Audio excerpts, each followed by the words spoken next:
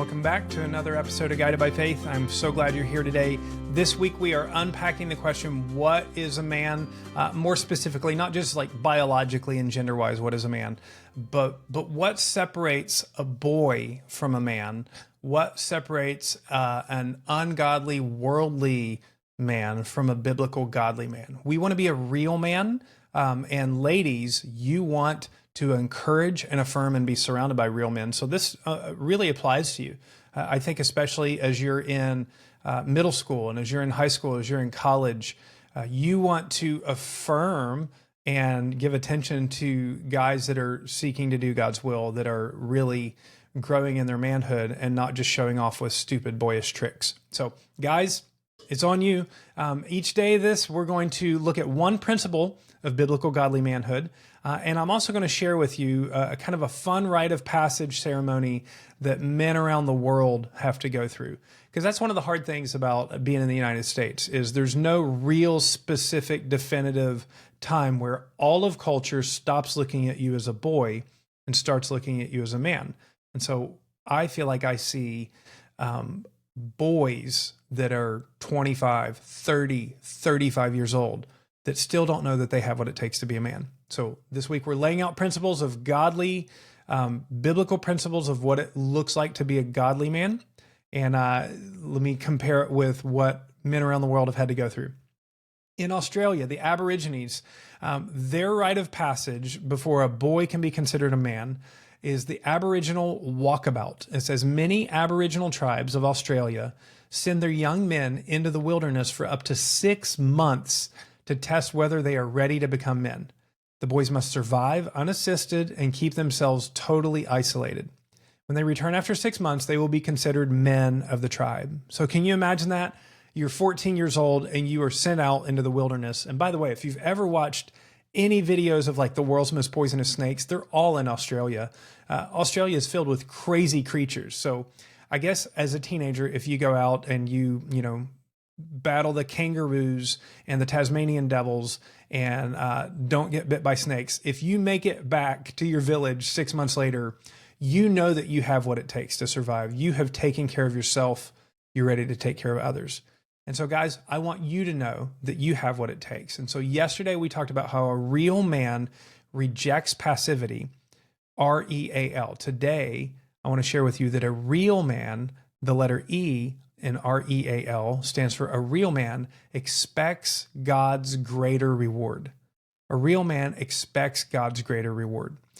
So this is really thinking about long-term reward versus short-term gratification. A boy will do what is quick and what is easy that gets them what they want right now. It's whether it's indulging their flesh, indulging, their want-tos right now, their cravings right now, using and taking advantage of people in the short term to get what they want, versus the kind of person that has discipline, the kind of person that has sacrifice, the kind of person that is really looking out for their future self and the future of other people around them instead of immediate gratification. Colossians 3:23 and 24 says, whatever you do, work heartily as for the Lord and not for men, knowing that from the Lord you will receive the inheritance of your reward. So God has promised that if we will work for him, if we will serve him, if we will spend our lives seeking after him, he's going to reward you. He's going to reward you on this earth, but especially he's going to reward you in eternity.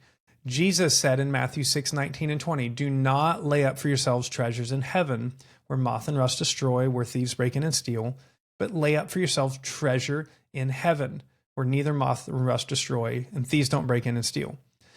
We see the failure of Adam in the garden to expect God's greater reward. Instead of resisting sin and temptation, he takes the bite of the apple because he wants to see what it's like to know good and evil now. He wants to see what it's like to be like God now. And instead of getting a reward, he brought a curse. And if we only go after our short-term gratifications, we feel like we're being rewarded in the short term, but we bring a curse. It's like if I ate candy every time I crave candy, my teeth are going to fall out and I'm going to get fat and I'm going to have all kinds of problems that come with that. So I want to be a man who denies myself in the short term, who shows regular self-discipline in the short term so that God can reward me in the long term. Guys, you want this. Everything hard in life, everything really, really good in life is generally pretty hard and takes some time. Are you a man? Can you put yourself towards hard things over a long period of time? Can you put yourself, if you're in a relationship with a girl, can you uphold physical standards of purity to protect her, to protect your heart, to allow when you, or whether it's together or with somebody else, you enter into marriage, you can do so with a clean conscience and clean hands? Can you expect God's greater reward for short-term denial of your wants and cravings? This is what a real man does. And so a real man, number one, this week, rejects passivity, and today expects God's greater reward. And I would encourage you, as you finish out the day, think of the areas in your life that you can seek after God's long-term reward, even if it requires sacrifice right now. And as you do that, you seek first the kingdom of God, all of these things will be added to you. The Lord will bless your life, your relationships, and the people around you.